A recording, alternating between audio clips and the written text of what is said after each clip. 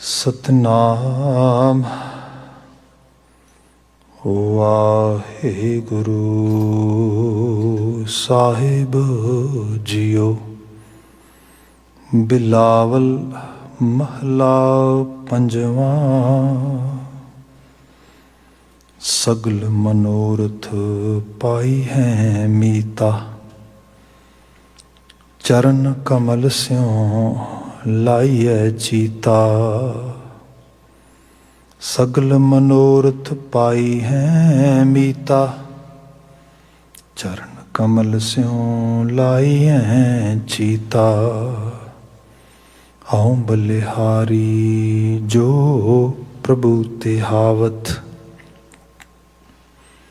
ਜਲਨ ਬੁਝੈ ਹਰ ਹਰ ਗੁਣ ਗਾਵਤ।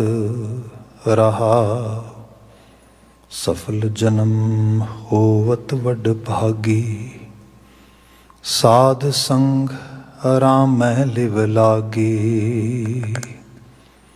ਮਤ ਪਤ ਧਨ ਸੁਖ ਸਹਿਜ ਆਨੰਦਾ, ਇਕ ਨਿਮਖ ਨ ਵਿਸਰੋਂ ਪਰਮਾਨੰਦਾ।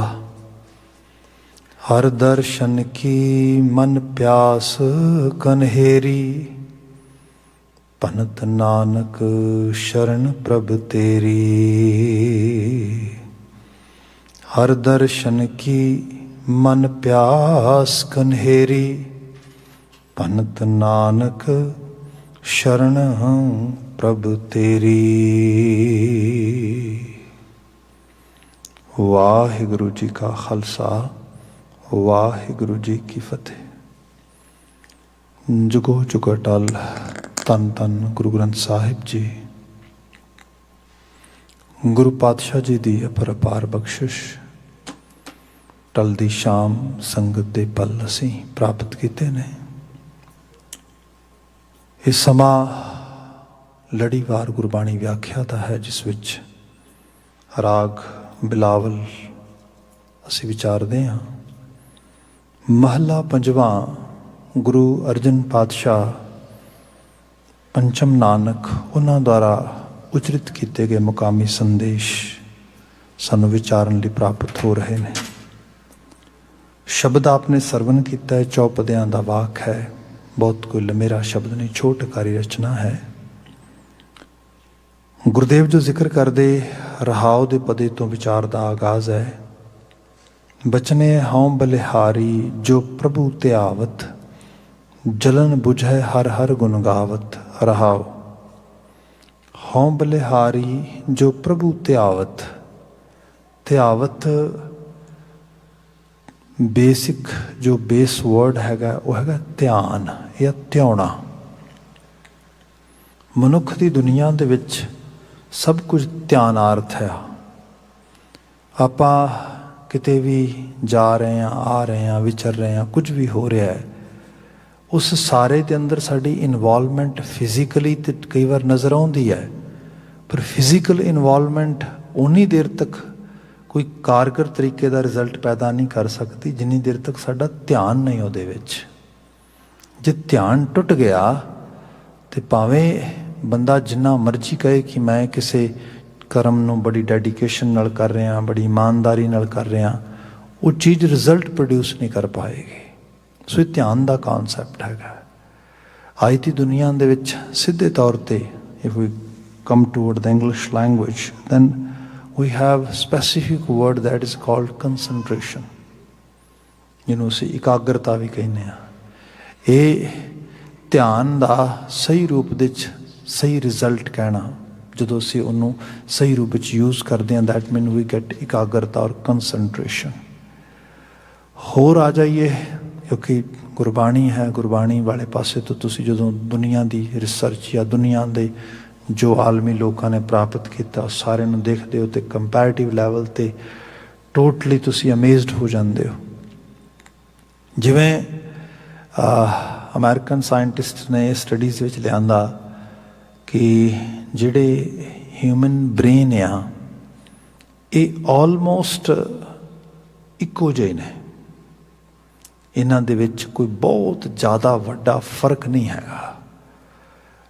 ਇਹਦੇ 'ਚ ਵੀ ਕਿਹਾ ਗਿਆ ਕਿ ਕਈ ਵਾਰੀ ਅਸੀਂ ਜਿਵੇਂ ਪੰਜਾਬੀ ਜ਼ਬਾਨ ਵਿੱਚ ਅਸੀਂ ਕਹਿੰਦੇ ਹਾਂ ਕਿਸੇ ਚੀਜ਼ 'ਚ 19-21 ਦਾ ਫਰਕ ਤੇ ਹੋਏਗਾ ਨਾ, ਇੱਕ ਨੰਬਰ ਹਾਈ ਇੱਕ ਨੰਬਰ ਲੋ, ਉਹ ਕਹਿੰਦੇ ਇੰਨਾ ਵੀ ਨਹੀਂ ਹੈਗਾ। ਦੇਰ ਵੈਰੀ ਸਮਟਾਈਮਸ ਸੀਮਸ ਆਇਡੈਂਟੀਕਲ, ਬੜੀ ਕਲੋਜ਼ ਬਾਏ। ਪਰ ਅਸੀਂ ਆਪਣੇ ਸੰਸਾਰ ਵਿੱਚ ਇਸ ਚੀਜ਼ ਨੂੰ ਐਕਸੈਪਟ ਨਹੀਂ ਕਰ ਸਕਦੇ, ਕਿਉਂਕਿ ਅਸੀਂ ਦੇਖਦੇ ਹਾਂ, ਆਪ ਸਕੂਲਾਂ ਵਿੱਚ ਰਹੇ ਹੋ, ਪੜ੍ਹੇ ਹੋ, ਸਮਾਜ ਵਿੱਚ ਵੇਖਦੇ ਹੋ, some people are very brainy, they have very sharp minds, and whenever we actually compete with them, toward the database, toward the information side, they are way better compared to us. Yeah, some people can say I am very better compared to others. ਮੇਰੇ ਆਪਣੇ ਜਾਣਨ ਵਾਲੇ ਇਹੋ ਜਿਹੇ ਸੱਜਣ ਮਿੱਤਰ ਹੈਗੇ ਨੇ ਕਿ ਉਹਨਾਂ ਨੂੰ ਤੁਸੀਂ ਸਪੋਜ਼ ਕਰੋ, ਇਸ ਕਿਸਮ ਦੇ ਵੀ ਸੱਜਣ ਹੈਗੇ ਨੇ ਕਿ ਕੋਈ 200-300 ਪੇਜ ਦੀ ਬੁੱਕ ਆ ਅਤੇ ਮੈਂ ਗੁਰਦੁਆਰਾ ਸਾਹਿਬ 'ਚ ਐਂਟਰ ਕਰ ਰਿਹਾ ਅਤੇ ਕਿਤਾਬ ਫੜਾਈ ਹੈ ਬਾਹਰ, ਬੁੱਕ ਫੜਾਈ ਆ ਉਸਨੂੰ, ਅਤੇ ਮੈਂ ਮੱਥਾ ਟੇਕ ਕੇ ਕੋਈ 30-35 ਮਿੰਟ ਅੱਧਾ ਘੰਟਾ ਬੋਲਿਆ ਇੱਥੇ, ਅਤੇ ਬਾਹਰ ਗਿਆ ਹਾਂ ਅਤੇ ਉਹ ਸਾਰੀ ਬੁੱਕ ਦੀ ਸਮਰੀ ਲਿਖ ਦੇਗਾ ਮੈਨੂੰ। People are that kind of actually, we witness those who have that sort of ability, skimming ਕਰ ਜਾਂਦੇ, ਸਕਿਮ ਕਰਦੇ ਇਸ ਤਰੀਕੇ ਦੇ ਨਾਲ, ਬਸ ਅਗਲੀ ਲਾਈਨ, ਪਿਛਲੀ ਲਾਈਨ, ਅਗਲੀ ਲਾਈਨ, ਅਗਲਾ ਲੈਟਰ, ਲਾਸਟ ਲੈਟਰ ਦੇਖਣਾ, ਲਾਈਨਸ ਇਸ ਤਰੀਕੇ ਦੇ ਨਾਲ ਦੇਖਦੇ ਬਸ ਦੇ ਗ੍ਰੈਬ ਐਵਰੀਥਿੰਗ, ਜਿਵੇਂ ਫੋਟੋ ਕਾਪਿੰਗ ਹੋ ਰਹੀ ਹੈ ਇਸ ਰੂਪ ਦੇ ਵਿੱਚ। ਫਿਰ ਇੱਥੇ ਜਾ ਕੇ ਬੰਦਾ ਸੋਚਦਾ, ਅੱਛਾ ਭਾਈ ਸਾਹਿਬ ਤੁਸੀਂ ਖੁਦ ਕਹਿ ਰਹੇ ਹੋ ਕਿ ਦੇਰ R some people who are so much talented, they're so much, they have that sort of caliber. ਇਹ ਤੇ ਦੂਸਰੇ ਪਾਸੇ ਕਿਹਾ ਗਿਆ ਕਿ ਬ੍ਰੇਨ ਇੱਕੋ ਜਿਹੇ ਨੇ, ਇਹਦਾ ਕੀ ਮਤਲਬ ਬਣਿਆ? ਫਿਰ ਦੋ ਕੰਟਰਾਡਿਕਟਿੰਗ ਚੀਜ਼ਾਂ ਹੋ ਗਈਆਂ। ਨਹੀਂ, ਫਿਰ ਉਹ ਸਾਇੰਟੀਫਿਕ ਸਾਈਡ ਤੋਂ ਬਿਆਨ ਕਰਦੇ, ਗੱਲ ਇਹ ਨਹੀਂ ਹੈ। ਬ੍ਰੇਨ ਦੀ ਵਿੱਚ ਤੇ ਕੋਈ ਫਰਕ ਨਹੀਂ, ਜਿੱਥੇ ਫਰਕ ਪੈਂਦਾ ਹੈ ਉਹ ਹੈ ਕੰਸਨਟ੍ਰੇਸ਼ਨ। ਉਹ ਕਿਸ ਲੈਵਲ ਦੀ ਹੈ? ਕਿਉਂਕਿ ਜੇ ਕੰਸਨਟ੍ਰੇਸ਼ਨ ਦਾ ਲੈਵਲ ਬੰਦੇ ਕੋਲ ਨਹੀਂ ਹੈਗਾ ਤੇ ਅਗੇਨ ਇਹ ਸਿਰਫ ਬ੍ਰੇਨ ਦੀ ਐਬਿਲਿਟੀ ਨਹੀਂ ਹੁੰਦੀ, ਇਹਦੇ 'ਚ ਹਿਊਮਨ ਮਾਈਂਡ ਅਤੇ brain equally they participate, they actually play their role. When we are talking mind, that mean we are talking about a big vast ocean, ਸਮੁੰਦਰ ਦੀ ਗੱਲ ਕਰਨ ਲੱਗਿਆ ਹੁਣ ਅਸੀਂ, ਜਿਹਦੇ 'ਚ ਕਈ ਚੀਜ਼ਾਂ ਡਿਪੈਂਡ ਕਰਦੀਆਂ ਨੇ। ਉਹ 'ਚ ਡਿਪੈਂਡ ਕਰਦਾ ਹੈ ਕਿ ਬੰਦੇ ਦੀ ਅਪਬ੍ਰਿੰਗਿੰਗ ਕਿਵੇਂ ਹੋਈ ਹੈ, ਇਹ ਡਿਪੈਂਡ ਕਰਦਾ ਹੈ ਕਿ ਬੰਦੇ ਦੇ ਪਾਸਟ ਦੇ ਐਕਸਪੀਰੀਅੰਸ ਕਿਵੇਂ ਨੇ, ਇਹ ਡਿਪੈਂਡ ਕਰਦਾ ਹੈ ਕਿ ਇਸ ਜੀਵਨ ਤੋਂ ਪਿਛਲਾ ਕੀ ਸੀਗਾ, ਕਿਉਂਕਿ ਟ੍ਰੇਟਸ ਜਿਹੜੇ ਨੇ, ਜਿਹੜੀਆਂ ਚੀਜ਼ਾਂ ਨਾਲ ਕੈਰੀ ਕਰ ਰਿਹਾ ਸਾਰੇ ਦੀਆਂ ਸਾਰੀਆਂ ਪ੍ਰਭਾਵ ਕਰਦੀਆਂ ਉਸ ਚੀਜ਼ ਨੂੰ। ਸੋ ਸਾਰੇ ਦੇ ਵਿੱਚੋਂ ਫਿਰ ਨਿਕਲ ਕੇ ਆਉਂਦੀ ਕਿ ਇਕਾਗਰਤਾ, ਕੰਸਨਟ੍ਰੇਸ਼ਨ, ਇਹਦੇ ਉੱਤੇ ਜਿਹੜਾ ਹੈਗਾ ਧਿਆਨ ਦਿੱਤਾ ਜਾਏ। ਹੁਣ ਇਹਦੇ ਵਿੱਚ ਇਹ ਹੈ ਕਿ ਮੈਂ ਇਸੇ ਸਮੇਂ 'ਚ ਹੀ ਇੱਕ ਡੈਨਿਸ਼ ਸਕਾਲਰ ਦੀ ਗੱਲ ਕਰ ਰਿਹਾ ਸੀਗਾ ਲਾਸਟ, ਮੈਨੂੰ ਯਾਦ ਆ CBC ਦੇ ਉੱਤੇ ਹੀ was presenting his book and his books names is concentration and he was saying ਕਿ ਉਹਨੇ ਬਹੁਤ ਸਾਰੀਆਂ ਐਗਜ਼ਾਮਪਲਸ ਦਿੱਤੀਆਂ ਕਿ ਡਿਸਟਰੈਕਸ਼ਨ ਕੀ ਹੁੰਦੀ ਹੈ, how we are actually paying price by getting distracted on each and every step of in our lives, ਉਹਦੇ ਉੱਤੇ ਗੱਲਾਂ ਕਰਦਾ ਹੈ। ਫਿਰ ਉਹਨੇ ਪੁੱਛਿਆ ਗਿਆ ਕਿ ਓਕੇ ਪ੍ਰੋਬਲਮ ਤੇ ਠੀਕ ਹੈ, ਪ੍ਰੋਬਲਮ ਦੱਸਦੀ ਸੀ ਕਿ due to getting distracted we are actually facing a lot of challenges, but what is the solution part 'ਤੇ ਵੀ ਗੱਲ ਕੀਤੀ ਜਾਏ ਥੋੜ੍ਹੀ ਬਹੁਤੀ।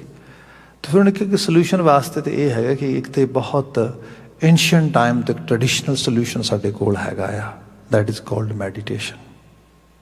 ਸੋ ਇਹ ਜਿਹੜਾ ਰੂਪ ਆ, ਇਹ ਪਹਿਲਾ ਸਟੈਪ ਆ ਇਸ ਤਰੀਕੇ ਦੇ ਵਿੱਚ।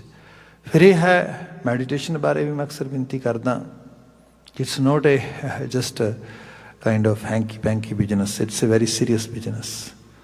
ਜੇ ਬੰਦਾ ਇਹਦੇ 'ਚ 100 ਤਰੀਕੇ 100 ਜਿਹੜਾ ਹੈਗਾ ਓਨੈਸਟ ਲੈਵਲ 'ਤੇ ਅਪਰੋਚ ਦੇ ਨਾਲ ਫੁੱਲ ਐਨਰਜੈਟਿਕ ਲੈਵਲ 'ਤੇ ਇਨਵੋਲਵ ਨਹੀਂ ਹੋਏਗਾ, ਇਹਦੇ 'ਚ ਕੋਈ ਰਿਜ਼ਲਟ ਨਹੀਂ ਪ੍ਰੋਡਿਊਸ ਹੋਣਗੇ। ਇਹ ਤਾਂ ਹੈ ਕਿ ਤੁਸੀਂ ਬੜੀ ਇਮਾਨਦਾਰਾਨਾ ਪੱਖ ਦੇ ਨਾਲ, without any cheating, you have to get involved in here. ਉਸ ਤੋਂ ਬਾਅਦ ਤੁਹਾਨੂੰ ਕੋਈ ਅਹਿਸਾਸ ਹੋ ਸਕਦਾ ਉਸ ਰੂਪ ਦੇ ਵਿੱਚ। ਹਾਂ, ਬਾਕੀ ਵੀ ਕਰਤਾਰ ਦੀ ਨਵਾਜ਼ਿਸ਼ ਵੀ ਹੈ, ਬਾਣੀ ਕਹਿੰਦੀ ਬਖਸ਼ਿਸ਼ ਹੈ ਉਹਦੀ। ਅਦਰਵਾਈਜ਼ ਕਈ ਵਾਰੀ ਇਹ ਹੁੰਦਾ ਕਿ ਇੱਕ ਜਾਗਣ ਦੇ ਨਾ ਲਹਨ, ਇੱਕ ਨਾ ਸੁੱਤਿਆਂ ਦੇ ਉਠਾਲ। ਕਈ ਵਿਚਾਰੇ ਜਾਗ ਕੇ ਵੀ ਪ੍ਰਾਪਤ ਨਹੀਂ ਕਰ ਪਾਉਂਦੇ, ਕਈਆਂ ਨੂੰ ਸੁੱਤਿਆਂ ਨੂੰ ਉਠਾ ਕੇ ਉਹਨਾਂ ਦੇ ਦਾਮਨ ਵਿੱਚ ਇਹ ਚੀਜ਼ ਪਾ ਦਿੰਦਾ ਉਹ। ਪਰ ਇਹ ਹੈ ਐਂਡ ਗੋਲ ਇਹ ਹੈ ਕਿ ਬੰਦਾ ਐਫਰਟ ਪਾਏ, ਯਤਨ ਕਰੇ, ਜਿਹਨੂੰ ਬਾਬਾ ਫਰੀਦ ਜੀ ਨੇ ਆਪਣੀ ਰਚਨਾ 'ਚ ਕਿਹਾ ਸੀਗਾ ਕਿ ਉੱਠ ਫਰੀਦਾ ਉਜ਼ੂ ਸਾਜ਼ ਸੁਬਾ ਨਿਵਾਜ਼ ਗੁਜ਼ਾਰ, ਭਾਵ ਚੜ੍ਹਦੀ ਸਵੇਰ ਕਰਤਾਰ ਦੇ ਧਿਆਨ 'ਚ ਲੱਗ, ਉਸ ਪਾਸੇ ਆਪਣੇ ਆਪ ਨੂੰ ਲੈ ਕੇ ਜਾ।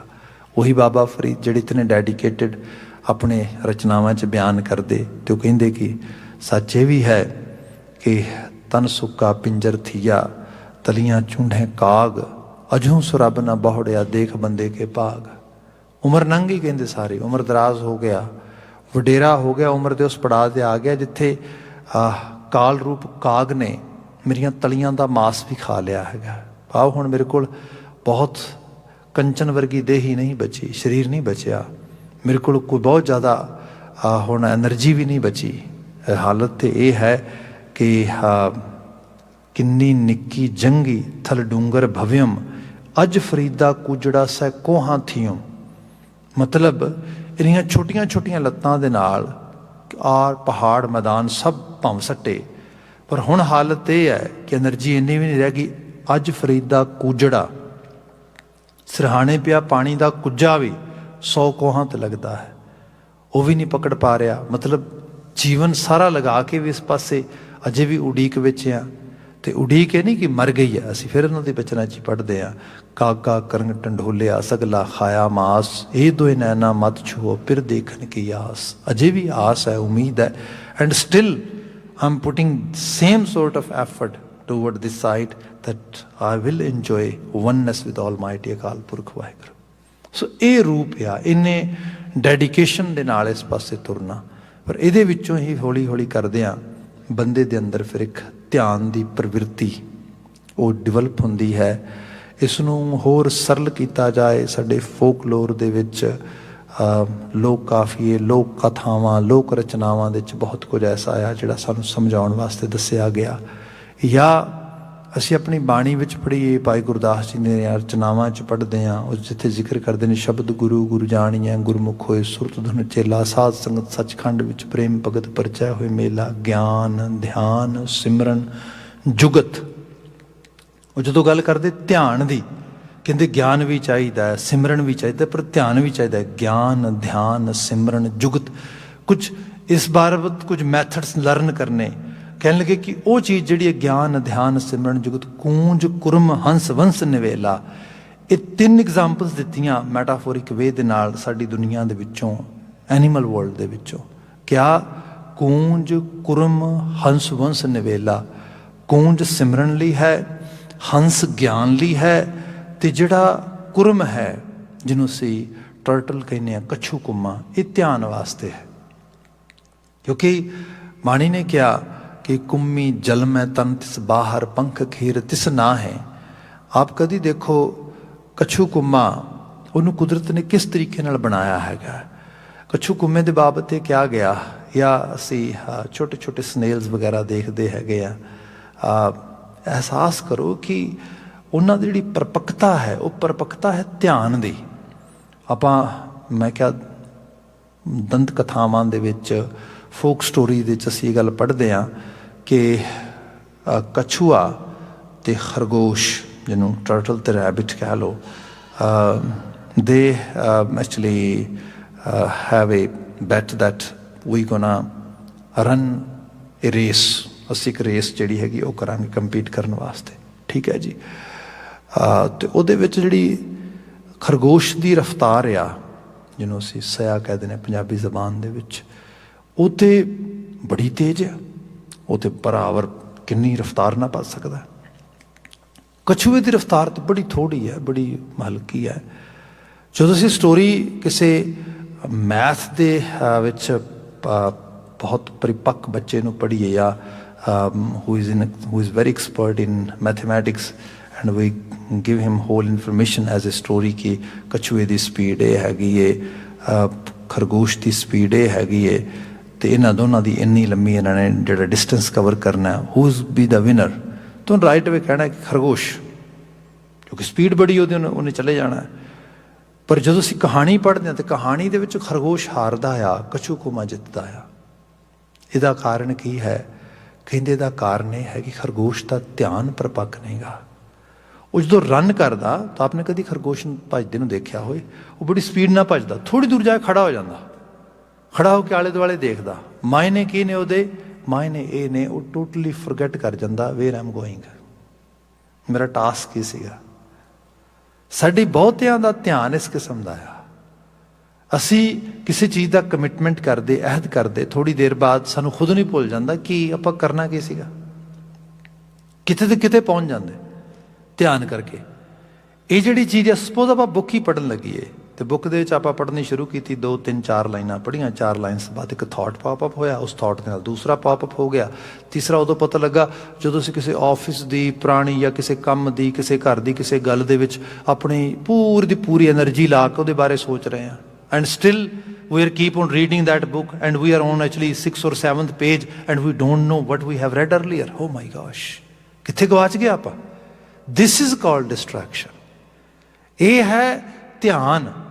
ਮਤਲਬ ਜਿਹੜੀ ਪੋਇਟਰੀ ਵੀ ਲਿਖੀ ਗਈ ਨਾ ਕਈ ਵਾਰੀ, ਜਾਂ ਸਟੋਰੀਜ਼ ਲਿਖੀਆਂ ਗਈਆਂ ਇਸ ਤਰੀਕੇ ਦੇ ਨਾਲ, slow and study wins the race. ਇਹਦਾ ਮਤਲਬ ਇਹ ਹੈ ਕਿ ਪੇਸ ਜਿਹੜਾ ਆ, ਸਹਿਜ ਨੂੰ ਕਿਹਾ ਗਿਆ, ਗੁਰਬਾਣੀ ਨੇ ਸਹਿਜ ਕਿਹਾ, ਸਹਿਜ ਸੀ ਨੇ, ਸਹਿਜ ਆਨੰਦ ਹੋਆ ਵੱਡ ਭਾਗੀ, ਮਨ ਹਰ ਹਰ ਮੀਠਾ ਲਾਇਆ। ਅਧਿਆਤਮੀ ਤਲ ਦੇ ਤੇ ਬਾਤ ਇਹ ਕੀਤੀ ਗਈ ਕਿ ਹਰ ਕਾ ਬਿਲੋਵਣਾ ਬਿਲੋਵੋ ਮੇਰੇ ਭਾਈ, ਸਹਿਜ ਬਿਲੋਵੋ ਜੈਸੇ ਤਤ ਨਾ ਜਾਏ।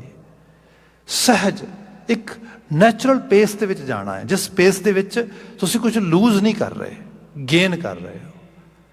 ਉਹ ਕਛੂਆ ਜਿਹੜਾ ਜਾ ਰਿਹਾ ਹੈ ਉਹਨੂੰ ਪਤਾ ਆ ਮੈਂ ਕਿੱਥੇ ਜਾਣਾ ਆ, ਮੇਰੀ ਸਪੀਡ ਇਸ ਲੈਵਲ ਤੇ ਹੈ ਭਾਵੇਂ, ਪਰ ਮੇਰੀ ਮੰਜ਼ਿਲ ਉਹ ਹੈ। ਉਹ ਧਿਆਨ ਤੋਂ ਨਹੀਂ ਟੁੱਟਦਾ। ਇਹਨੂੰ ਕਹਿੰਦੇ ਨੇ ਕੰਸੈਂਟਰੇਸ਼ਨ। ਸਿਮਰਨ ਦੇ ਲਈ, ਕਿਉਂਕਿ ਅੱਜ ਅਸੀਂ ਜਿਹੜੀ ਦੁਨੀਆ 'ਚ ਰਹਿ ਰਹੇ ਹਾਂ, ਇਹ ਦੁਨੀਆ ਹੈਗੀ ਏ ਵਰਚੁਅਲ ਰਿਐਲਿਟੀ ਦੀ ਦੁਨੀਆ। This reality is not reality for us, we are living in a virtual reality. Specially South Asian ਏਸ਼ੀਅਨ ਖਿੱਤੇ 'ਚ ਰਹਿਣ ਵਾਲੇ ਲੋਕ ਨੇ, sorry to say, they are kind of filmy people, they are kind of actually drama watching people and all these things. ਇਸੇ ਕਰਕੇ ਇੰਨੀਆਂ ਜ਼ਿਆਦਾ ਉੱਥੇ ਫਿਲਮਾਂ ਬਣਦੀਆਂ ਸਭ। ਇਨ ਜਨਰਲ ਜੇ ਲੋਕਾਂ ਦੀ ਟਾਕ ਦੇਖੋ ਨਾ, ਤੇ ਲੋਕਾਂ ਨੂੰ ਆਪਣੇ ਨਾਨੇ ਦਾਦੇ ਚਾਚੇ ਮਾਮਿਆਂ ਬਾਰੇ ਇੰਨਾ ਨਹੀਂ ਪਤਾ ਜਿੰਨਾ ਉਹਨਾਂ ਬਾਰੇ ਪਤਾ ਜਿਨ੍ਹਾਂ ਨੂੰ ਉਹ ਸਟਾਰਸ ਮੰਨਦੇ। ਉਹਨਾਂ ਬਾਰੇ ਸਾਰੀ ਹਿਸਟਰੀ, ਜੋਗਰਾਫੀ ਸਭ ਜਾਣਦੇ, ਉਸ ਕਿੱਥੋਂ ਆਏ, ਕਿਸ ਰੂਪ ਦੇ ਵਿੱਚ, ਕਿਸ ਤਰੀਕੇ ਦੇ ਨਾਲ। ਉਹੀ ਉਹਨਾਂ ਦੀ ਦੁਨੀਆ ਬਣ ਗਈ, ਵਰਚੁਅਲ ਰਿਐਲਿਟੀ ਵਿੱਚ ਰਹਿ ਰਹੇ ਨੇ। ਅਤੇ ਉਹਦੇ ਜਦੋਂ ਬੰਦਾ ਬਹੁਤ ਜ਼ਿਆਦਾ ਲਿਵ ਕਰਨ ਦੀ ਟਰਾਈ ਕਰੇਗਾ, ਉਹ ਇੱਕ ਮਿਸਮਰਾਈਜੇਸ਼ਨ ਜਿਹਨੂੰ ਅਸੀਂ ਕਹਿੰਦੇ ਹਾਂ, ਇੱਕ ਹਿਪਨੋਸਿਸ ਦੇ ਲੈਵਲ 'ਤੇ ਚਲੇ ਜਾਣ। ਉੱਥੇ ਫਿਰ ਜਿਹੜਾ ਸੋਚ ਮੰਡਲ ਦਾ ਪਰਿਪੇਖ ਆ, ਉਹ ਬਹੁਤ ਡਿਫਰੈਂਟ ਹੋ ਜਾਂਦਾ ਆ। ਜਿਵੇਂ ਆਪਾਂ ਅਧਿਆਤਮੀ ਤਲ 'ਤੇ ਦੇਖੀਏ ਤਾਂ ਅਧਿਆਤਮੀ ਤਲ 'ਤੇ ਬੰਦੇ ਨੂੰ ਇਹ ਸੋਚਣ 'ਚ ਲੱਗ ਜਾਂਦਾ ਬੰਦਾ ਕਿ if I am doing meditation one day sum sort of actually miraculous things gonna happen inside me or outside me, and I'm gonna actually gonna enjoy or witness some sort of supernatural power। ਇੱਕ ਜੋਤ ਆਵੇਗੀ, ਇੱਕ ਤਾਕਤ ਆ ਜਾਏਗੀ। ਇਹ ਸਭ ਚੀਜ਼ਾਂ ਜਿਹੜੀਆਂ ਨੇ, ਇਸ ਸਾਰੇ 'ਚ ਬੰਦਾ ਲੋਸਟ ਹੋ ਜਾਂਦਾ। ਅਤੇ ਜਦੋਂ ਇਹੋ ਜਿਹਾ ਕੁਝ ਹੁੰਦਾ ਨਹੀਂ ਆਲੇ ਦੁਆਲੇ, ਜੇ ਸਪੋਜ਼ ਕਰੋ ਹਫ਼ਤਾ ਕੀਤਾ, 2 ਹਫ਼ਤੇ ਕੀਤੇ, 3 ਹਫ਼ਤੇ ਕਿਸੇ ਚੀਜ਼ ਨੂੰ ਕੀਤਾ, ਫਿਰ ਸੋਚਿਆ no actually this is totally fake. ਇਹ ਬਾਤ ਆ ਗਈ। ਹਕੀਕਤ ਇਹ ਹੈ ਕਿ ਜਿਹੜੀ ਚੀਜ਼ 'ਚ ਵਾਪਰਨੀ ਹੈ, ਉਹ ਵਾਪਰਨਾ ਇਹ ਹੈ ਕਿ ਬੰਦੇ ਦੇ ਅੰਦਰ ਜਿਹੜੇ ਵਿਚਾਰਾਂ, ਰਾਵਾਂ ਅਤੇ ਖਿਆਲਾਂ ਦਾ ਖਲਾ ਆ, ਉਹ ਘਟੇ, ਉਹ ਨੈਰੋ ਡਾਊਨ ਕਰ ਸਕੇ ਆਪਣੇ ਧਿਆਨ ਨੂੰ, ਆਪਣੀ ਸੋਚ ਨੂੰ। Who am I, what kind of ability, strength, weaknesses I'm carrying, and with those kind of package, where can I go? Honest approach ਦੇ ਨਾਲ। ਇੱਥੇ ਫਿਰ ਜਾ ਕੇ ਕੋਈ ਕਿਸੇ ਕਿਸਮ ਦੇ ਨਾਲ ਜਿਹੜੀਆਂ ਚੀਜ਼ਾਂ ਨੇ ਉਹ ਕਿਸੇ ਹਿਪਨੋਸਿਸ ਨਹੀਂ ਲੈ ਕੇ ਜਾਣਗੀਆਂ। ਧਿਆਨ ਦਾ ਇਹ ਕੌਨਸੈਪਟ ਹੈ। ਧਿਆਨ ਸੱਚਿਆਰ ਬਣਾਉਂਦਾ, ਸੱਚ ਦੇ ਨੇੜੇ ਲੈ ਕੇ ਆਉਂਦਾ, ਰਿਐਲਿਟੀ ਨੂੰ ਪਰਸੀਵ ਕਰਨ ਵਿੱਚ ਮਦਦ ਕਰਦਾ ਹੈ, ਪ੍ਰੋਸੈਸ ਕਰਨ 'ਚ ਮਦਦ ਕਰਦਾ, ਅਤੇ ਫਿਰ ਉਹਦੇ ਵਿੱਚ ਲਿਵ ਕਰਨ 'ਚ ਮਦਦ ਕਰਦਾ। ਇਹਨੂੰ ਗੁਰੂ ਸਾਹਿਬ ਨੇ ਕਿਹਾ ਕਿ ਜਿਹੜੇ ਇਹੋ ਜਿਹੇ ਜੀਵਨ ਨੂੰ ਜੀਣ ਲਈ ਤਿਆਰ ਹੋ ਜਾਂਦੇ, ਜਿਹੜੇ ਇਸ ਕਿਸਮ ਦੀ ਜੀਵਨ ਆਭਾ ਨੂੰ ਮਾਣ ਪਾਉਂਦੇ ਨੇ, ਭਈ ਮੈਂ ਤਾਂ ਉਹਨਾਂ ਨੂੰ ਬੜੀ ਰਿਸਪੈਕਟ ਕਰਦਾ ਹਾਂ। गुरु अर्जन साहब का बचन यह है, हौं बलिहारी जो प्रभु त्यावत, जो प्रभु ने इस रूप में त्याउंदे, जो एक आस्था दे इस मंडल वास्ते बिल्कुल एकाग्र रूप में उस पासे नूं वध रहे ने। भाव उन्होंने एहसास आ प्रभु का, प्रभु के हुक्म का, उहदी आभा का, इस सारी की बात हो रही है। फिर क्या जलन बुझ है हर हर गुण गावत, जलन बुझ है। जलन एक अजीब तरह की तड़पना है, क्योंकि एक तो होंदा किसी चीज़ का डायरैक्टली बर्न होना, तो बर्न होने का जिवें सपोज करो किसी का कोई अंग, कोई शरीर किसी थोड़ा बहुता किते बर्न हो जाए, तो उहदे नाल कोई वूंड हो जाए, जख्म हो जाए, तो फिर हुंदा यह है कि एक अजीब किस्म की पीड़ा होंदी है। वो पीड़ा आ वो इतनी शार्पन तो इस लैवल की होंदी, उन्होंने कई बारी बंदे नूं आराम भी नहीं मिलता उहदे विचों। इस तरीके की जिहड़ी बर्निंग आ फिजिकली तो असीं टॉलरेट नहीं कर पाउंदे, चलो मैडिसन होर चीज़ां हैगियां ने, पर मैंटली भी हैगी है। एक तरह दे नाल लगातार धुखना बलना अंदर, किसी चीज़ बाबत कोई अंदर चीज़ चाहत है, कोई ख्वाहिश है, वो पुग नहीं रही। कैलकुलेशन कुछ होर कीती सी, बाद च पता लगा मिसकैलकुलेशन हो गई, रिजल्ट्स उवें दे नहीं आए। वो भावें कैरीयर सी, लाइफ सी, रिलेशनशिप सी, एनीवेयर, बस वो जलन। जिन्होंने साहब ने कहा कि जियो तपत है अपना, कैस्यों करी पुकार, जीड़ा ਜਿਹੜਾ ਜੀੜਾ अग्न बराबर तपै पीतर वगै कांति। हुण कित्थे जाए बंदा उस हालत दे विच। सो साहब कहंदे हुण कैस्यों करी पुकार, किते अगे जाके रोवां, दुख विसारण सेविया, इस दुख नूं मैं वसार सकां, अपने सुरत ध्यान विचों लामे कर सकां, सदा सदा दातार। फिर उस सदा दातार नूं जाके सेविया, जिहड़ा हमेशा सब नूं गले लाण वाला है। इत्थे गुरु महाराज कहंदे जलन बुझै, ये बुझ सकती है, ये लगातार कंसिस्टेंटली जिहड़ी चीज़ तेनू बॉदर करती ना, तो इस तो बाहर आ सकता है। हर हर गुण गावत, जे तू हरि का गुणगान करन दे समर्थ हो जाए। हरि का गुणगान तो गल ये है, दो ही तरह की टॉक हो सकती है, आइदर नैगेटिव और पॉजिटिव। दो ही तरह की बंदे की मन मंडल की अवस्था हो सकती है, ढैंदी कला तो चढ़दी कला। दो ही तरह के कॉन्सैप्ट ने बंदे दे विच। जिवें आपां नॉर्थ अमेरिकन ने नेटिव लिटरेचर थोड़ा बहुता पढ़ते सुनते हैं, तो वो कई बार बड़िया एग्जाम्पल्स करते जिस दुनिया चो रहे उतों मैटाफोर्स के नाल। एक ओल्ड नेटिव परसन अपने ग्रैंड किड नूं समझा रहा है कि ग्रैंड भी my dear son, we always carrying two wolves all the time. दो साडे अंदर, मतलब इस तरह कह रहे हो कि लक्कड़ बग्गे आ भेड़िए ने साडे अंदर, डुअलिटी मन की अवस्था की बयान किया जा रहा है। And one is black, one is white, home you more like. वो कहता है डेफिनेटली वाइट वन। कहता ठीक है, but you know black is gonna be winner. कहता हाउ कम? कहता क्यों? क्योंकि लाइक भावें बिना शक असीं वाइट नूं करदे हां, पर मोस्टली असीं फीड ब्लैक नूं करदे हां। जिन्हों असीं वध फीड करांगे वो जित जाएगा। हुण जिहड़ा इस किस्म का कॉन्सैप्ट आ, ना गुण वेखना है, ना गुण ऑबजर्व करना है, ना गुण नूं सराहना आ। जे किसी नाल गल भी हुई, किसी नूं किसी दी नैगेटिव चीज़ नूं पकड़ना, नैगेटिव ही फीडबैक देनी है, नैगेटिव ही सोचना, तो अल्टीमेटली की होएगा? नैगेटिविटी बढ़ जाएगी। ये अलामत बंदे दी ईवन बहुत क्लोज बाय बंदा तो अपने विचों भी कई बार पॉजिटिव नहीं वेख पाउंदा। हालांकि जे आपां लिटरेचर नूं पढ़दे हैं, मैं सूफियां नूं बहुत पढ़िया, अजे भी पढ़दा तुहाडी असीस दे नाल, बाबे दी नवाजिश दे नाल। ते एक जगह ते मैं देखदा रूमी ने एक बड़ी सोहनी गल लिखी। रूमी नूं एक शागिर्द पुछदा आके कि संगत सिर्फ चंगियां बंदियां दी हुंदी है? रूमी कहंदा नहीं, बुरियां दी भी संगत हो सकती है। वो कहंदा ओहो बुरियां दी संगत नहीं करनी चाहिए, ਉਹਦੇ ਵਿੱਚੋਂ ਤੇ ਬੰਦੇ ਦਾ ਜੀਵਨ ਨੁਕਸਾਨਿਆ ਜਾਏਗਾ। ਕਹਿੰਦਾ ਜ਼ਰੂਰੀ ਨਹੀਂ। ਕਈ ਵਾਰ ਬੰਦਾ ਮਾੜੇ ਕੋਲ, ਬੁਰੇ ਕੋਲ, ਘੱਟ ਅਕਲ ਵਾਲੇ ਕੋਲ ਬੈਠ ਕੇ ਵੀ ਸਿੱਖ ਜਾਂਦਾ ਵੀ ਓਹੋ ਇਹੋ ਜੀ ਕੰਮ ਅਕਲੀ ਵਾਲੀ ਇਹ ਗੱਲ ਕਰਦਾ ਹੈ, ਕੰਮ ਅਕਲੀ ਵਾਲੇ ਕੰਮ ਕਰਦਾ, ਇਹਦੇ ਰਿਜ਼ਲਟ ਬੜੇ ਭੈੜੇ ਨਿਕਲਣਗੇ। I don't want to do it. ਕਹਿੰਦਾ ਠੋਕਰ ਖਾਂਦੇ ਨੂੰ ਵੇਖ ਕੇ ਬੰਦਾ ਅਕਲ ਲੈ ਲੈਂਦਾ ਵੀ ਓਹੋ ਆਪਾਂ ਇੱਥੋਂ ਠੋਕਰ ਨਹੀਂ ਖਾਣੀ। ਇਹ ਬੇਅਕਲੀ ਆਪਾਂ ਨਹੀਂ ਕਰਨੀ ਹੈਗੀ। ਇਹ ਰੂਪ ਆ। ਗੁਣ ਲੈ ਲਿਆ। ਇਹਨੂੰ ਜਿਸ ਰੂਪ ਵਿੱਚ ਦੇਖਿਆ ਜਾਏ ਨਾ, ਇਸ ਤਰੀਕੇ ਦੇ ਨਾਲ ਇਹ ਸਿਲੈਕਸ਼ਨ ਹੈ ਤੁਹਾਡੀ। ਜਿਵੇਂ ਮਹਾਰਾਜ ਦੀ ਬਾਣੀ ਦੇ ਬਚਨ ਪੜ੍ਹੀਏ, ਮਹਾਰਾਜ ਕਹਿੰਦੇ ਕਿ ਦਾਦਰ ਤੂੰ ਕਭੈ ਨਾ ਜਾਣਸ ਰੇ, ਪਕਸ ਸਿਬਾਲ ਬਸਸ ਨਿਰਮਲ ਜਲ ਅੰਮ੍ਰਿਤ ਨਹਿ ਲਕਸ ਰੇ। ਕਿਆ ਦਾਦਰ ਤੂੰ ਕਭੈ ਨਾ ਜਾਣਸ ਰੇ। ਦਾਦਰ, ਦਾਦਰ ਕਹਿੰਦੇ ਡੱਡੂ ਨੂੰ। ਹੁਣ ਡੱਡੂ ਜਿਹੜਾ ਆ ਉਹ ਪਾਣੀ 'ਚ ਵੱਸਦਾ, ਤੇ ਉਸ ਪਾਣੀ ਦੇ ਵਿੱਚ ਉਹ ਕਾਈ ਖਾਂਦਾ, ਮਿੱਟੀ ਖਾਂਦਾ, ਬੜਾ ਕੁਝ ਉਸ ਰੂਪ ਦੇ ਵਿੱਚ। ਪਰ ਉਸੇ ਪਾਣੀ ਦੇ ਵਿੱਚ ਨਿਰਮਲ ਆਭਾ ਨਾਲ ਮੰਡਿਤ ਕੌਲ ਦਾ ਫੁੱਲ ਖਿੜਦਾ, ਤੇ ਉਸ ਕੌਲ ਦੇ ਫੁੱਲ ਦੇ ਵਿੱਚ ਦੁਨੀਆ ਦੀ ਸਭ ਤੋਂ ਜਿਹੜੀ ਹੈ ਸੁਗੰਧਿਤ ਮਕਰੰਦ ਹੈ, ਰਸ ਹੈ, ਉਸ ਨੂੰ ਆ ਕੇ ਭੌਰਾ ਲੁੱਟਦਾ। ਭੌਰਾ ਆਉਂਦਾ, ਉਹ ਆ ਕੇ ਲੈ ਕੇ ਚਲਾ ਜਾਂਦਾ। ਪਰ ਉਹੀ ਡੱਡੂ ਉਹਦੀ ਜੜ੍ਹਾਂ ਵਿੱਚ ਬੈਠਾ ਹਰ ਵਕਤ ਖਾਈ ਜਾ ਰਿਹਾ।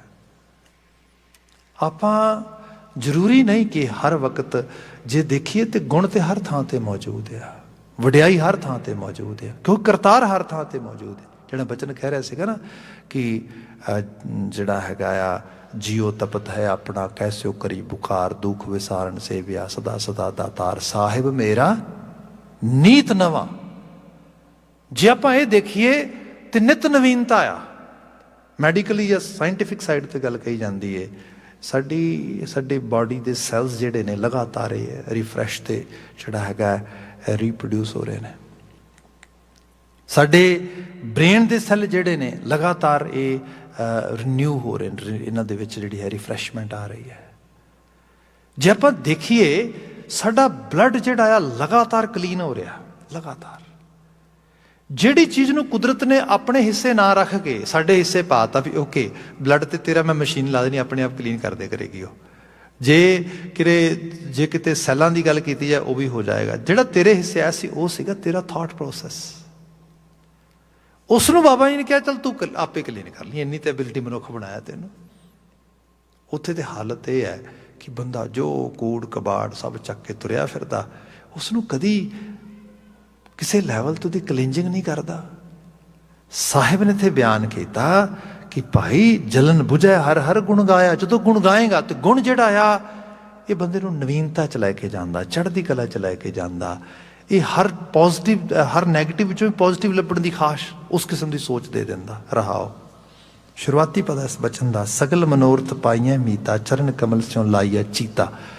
ਪਹਿਲਾਂ ਧਿਆਨ ਦੀ ਗੱਲ ਕੀਤੀ, ਹੁਣ ਚਿੱਤ ਦੀ ਗੱਲ ਕੀਤੀ ਕਿ ਬੜੇ ਕਲੋਜ਼ ਬਾਏ ਨੇ। ਪਰ ਜੇ ਲਿਟਰੇਚਰ 'ਚ ਜਾ ਦਈਏ ਤਾਂ ਲਿਟਰੇਚਰ ਇਸ ਨੂੰ ਬੜੇ ਸਫਿਸਟੀਕੇਟਡ ਵੇ ਦੇ ਨਾਲ, ਬੜੀ ਜਿਹੜਾ ਹੈਗਾ ਤਰਤੀਬਤਾ ਦੇ ਨਾਲ ਇਹਦੀ ਵਖਰੇਵਾਂ ਕਰਕੇ ਉਹਨੂੰ ਬਿਆਨ ਕਰਦਾ। ਜੋ ਬਚਨ ਹੈ ਸਗਲ ਮਨੋਰਥ ਪਾਈਆਂ ਮੀਤਾ, ਸਾਰੇ ਮਨੋਰਥ ਮਨ ਦੀਆਂ ਗੱਲਾਂ ਨੂੰ ਅਰਥ ਪ੍ਰਾਪਤ ਹੋ ਜਾਣੇ। ਮਨੋਵੇਗ, ਮਨੋਵਲਵਲਿਆਂ ਦੇ ਵਿੱਚ ਗਵਾਚਿਆ ਹੋਇਆ ਬੰਦਾ ਜਦੋਂ ਆਪਣੇ ਮਨੋਵੇਗ ਨੂੰ ਪੁੱਗਦਿਆਂ ਨਹੀਂ ਵੇਖਦਾ, ਉਹਨੂੰ ਜੋ ਸੋਚਦਾ ਉਸ ਕਿਸਮ ਦੇ ਰਿਜ਼ਲਟਸ ਨਾ ਮਿਲਦੇ, ਜੋ ਮੰਗਦਾ ਉਸ ਕਿਸਮ ਦੀਆਂ ਚੀਜ਼ਾਂ ਨਾ ਮਿਲਦੀਆਂ, ਖਾਸ਼ਾਂ ਨਾ ਹੁੰਦੀਆਂ ਪੂਰੀਆਂ, ਫਿਰ ਤੜਪਦਾ ਬੰਦਾ। ਇੱਥੇ ਸਭ ਕਹਿੰਦੇ ਸਗਲ ਮਨੋਰਥ ਪਾਈਆਂ ਮੀਤਾ, ਇਹ ਮੇਰੇ ਮੀਤ ਤੂੰ ਸਭ ਨੂੰ ਪੂਰਿਆਂ ਹੁੰਦਿਆਂ ਵੇਖ ਸਕਦਾ ਆ। ਚਰਨ ਕਮਲ ਸਿਉ ਲਾਈਆ ਚੀਤਾ, ਪਰ ਪੋਸੀਬਲ ਉਦੋਂ ਹੈ ਜਦੋਂ ਤੇਰੀ ਚਿਤਵਨੀ ਜਿਹੜੀ ਹੈ ਉਹ ਚਰਨ ਕਮਲ ਕੌਲ ਰੂਪੀ ਖਿੜੇ ਹੋਏ ਰੱਬ ਦੇ ਚਰਨਾਂ ਉਹਨਾਂ ਦੇ ਨਾਲ ਕਿਤੇ ਜਾ ਕੇ ਅਮਾ ਗਈ, ਸਮਾ ਗਈ। ਅਗਲੇਰਾ ਬਚਨ ਹੈ ਸਫਲ ਜਨਮ ਹੋਵਤ ਵਡ ਭਾਗੀ। ਅਸੀਂ ਆਪਣਾ ਜੀਵਨ ਸਫਲਾ ਕਰਨਾ ਆ। ਅਸੀਂ ਛੋਟੇ ਛੋਟੇ ਚੀਜ਼ਾਂ 'ਚ ਵੇਖੀਏ ਸਮਾਜ ਵਿੱਚ ਵਿਚਰਦਿਆਂ ਹੋਇਆਂ ਕਿ ਤੁਸੀਂ ਕਿਤੇ ਕਿਸੇ ਨੂੰ ਮਿਲਣ ਵਾਸਤੇ ਗਏ ਹੋਵੋ ਅਤੇ ਅਗਲਾ ਸ਼ਖਸ ਮਿਲੇ ਨਾ ਤੁਹਾਨੂੰ, ਜਾਂ ਉੱਥੇ ਹੋਏ ਨਾ, ਅਤੇ ਤੁਹਾਨੂੰ ਉਹ ਜਿਹੜਾ ਅੱਧਾ ਘੰਟਾ ਜਾਣਾ ਆਉਣਾ ਪਿਆ ਹੋਏ, ਉਹ ਡਿਸਟੈਂਸ, ਉਹ ਟਾਈਮ, ਅਤੇ ਤੁਸੀਂ ਕਹਿ ਦਿਓ ਓ ਮਾਈ ਗੋਸ਼ ਇਹ ਤਾਂ ਬੇਕਾਰ ਹੋ ਗਿਆ, ਜਾਣਾ ਹੀ ਬੇਕਾਰ ਹੋ ਗਿਆ ਜੀ। ਇਹ ਤਾਂ ਜਿਹੜਾ ਸਾਡਾ ਉਹ ਸਾਰਾ ਜਿਹੜਾ ਅਸੀਂ ਟਾਈਮ ਸਪੈਂਡ ਕੀਤਾ, ਜਿਹੜਾ ਡਿਸਟੈਂਸ ਕਵਰ ਕੀਤਾ, ਦੈਟ ਵਾਜ਼ਨਟ ਮੀਨਿੰਗਫੁਲ। ਭਈ ਇੰਨੀ ਵੱਡੀ ਜ਼ਿੰਦਗੀ ਅਸੀਂ ਜੀ ਕੇ ਜਾਵਾਂਗੇ, ਜੇ ਮੀਨਿੰਗਫੁਲ ਨਾ ਹੋਈ ਤਾਂ ਕੀ ਫਾਇਦਾ ਉਹਦਾ। ਇੱਥੇ ਸਾਹਿਬ ਨੇ ਕਿਹਾ ਸਫਲ ਜਨਮ ਹੋਵਤ ਵੱਡ ਭਾਗੀ, ਵੱਡੇ ਭਾਗਾਂ ਵਾਲੇ ਆਪਣਾ ਜੀਵਨ ਸਫਲਾ ਕਰ ਜਾਂਦੇ, ਉਹਨਾਂ ਦੀ ਯਾਤਰਾ ਪੂਰੀ ਹੋ ਜਾਂਦੀ। ਸਾਧ ਸੰਗਰਾਮ ਮੈਂ ਲਿਵ ਲਾਗੀ, ਸਤ ਸੰਗਤ ਦੇ ਹਜ਼ੂਮ ਵਿੱਚ ਇਕੱਤਰ ਹੋ ਕੇ ਰਾਮ ਵਿੱਚ ਲਿਵ ਲਾਉਣ ਦੇ ਵੱਡ ਭਾਗੀ ਹੋ ਜਾਂਦੇ। ਮਤ ਪਤ ਧਨ ਸੁਖ ਸਹਿਜ ਆਨੰਦਾ, ਸਭ ਕੁਝ ਹੀ ਪ੍ਰਾਪਤ ਹੋ ਗਿਆ। ਮਤ ਵੀ, ਪਤ ਵੀ, ਧਨ ਵੀ, ਸੁਖ, ਸਹਿਜ ਵੀ ਤੇ ਆਨੰਦ ਵੀ। Each and every type of actually achievement we can get by following the Guru's path, by following Guru's teachings. ਇੱਕ ਨਿਮਖ ਨਾ ਵਿਸਰੋ ਪਰਮਾਨੰਦਾ। ਤੇ ਫਿਰ ਕਿਆ ਅਰਦਾਸਾਂ ਇਹੀ ਕਰੋ, ਇੱਕ ਨਿਮਖ ਅੱਖ ਦੇ ਫੋਰ ਜਿੰਨੇ ਸਮੇਂ ਲਈ ਪਰਮ ਆਨੰਦ। ਪ੍ਰਭੂ ਅਕਾਲ ਪੁਰਖ ਵਾਹਿਗੁਰੂ ਨਾਮ ਵਿਸਰੇ ਹਰ ਦਰਸ਼ਨ ਕੀ ਮਨ ਪਿਆਸ ਕਨੇਰੀ। ਹਰੀ ਦੇ ਦੀਦਾਰ ਪਾਉਣ ਦੀ ਮਨ ਵਿੱਚ ਬੜੀ ਕਨੇਰੀ ਪਿਆਸ ਹੈ। ਪੰਨਤ ਨਾਨਕ ਸ਼ਰਨ ਪ੍ਰਭੂ ਤੇਰੀ। ਇਸੇ ਕਰਕੇ ਨਾਨਕ ਅਰਦਾਸ ਕਰਦਾ ਕਿ ਮੈਂ ਤੇਰੀ ਸ਼ਰਨ ਰਹਾਂ, ਮੈਨੂੰ ਆਪਣੇ ਓਟ ਆਸਰੇ ਰੱਖੀ। ਦਾਤਾਰ ਪਿਤਾ ਰਹਿਮਤ ਕਰਨੇ ਨਾ ਆਲਮੀ ਵਾਕਾਂ 'ਚੋਂ ਸਾਨੂੰ ਗੁਰਮਤਿ ਦੀ ਪ੍ਰੇਰਣਾ ਮਿਲੇ, ਅਸੀਂ ਗੁਰਮਤੀਏ ਹੋ ਸਕੀਏ। ਇੰਨੀਆਂ ਕੁ ਬੇਨਤੀਆਂ ਨਾਲ ਖਿਮਾ। ਕਿਰਸਾਨੀ ਸੰਘਰਸ਼ ਨਾਲ ਜੂਝ ਰਹੇ ਮਾਈ ਭਾਈ ਦੀ ਸਫਲਤਾ ਦੀ ਅਰਦਾਸ ਕਰਦਿਆਂ ਹੋਏ ਸਮਾਪਨ ਕਰੀਏ। ਕਹਿ ਦੇਣਾ ਜੀ ਵਾਹਿਗੁਰੂ ਜੀ ਕਾ ਖਾਲਸਾ, ਵਾਹਿਗੁਰੂ ਜੀ ਕੀ ਫਤਿਹ।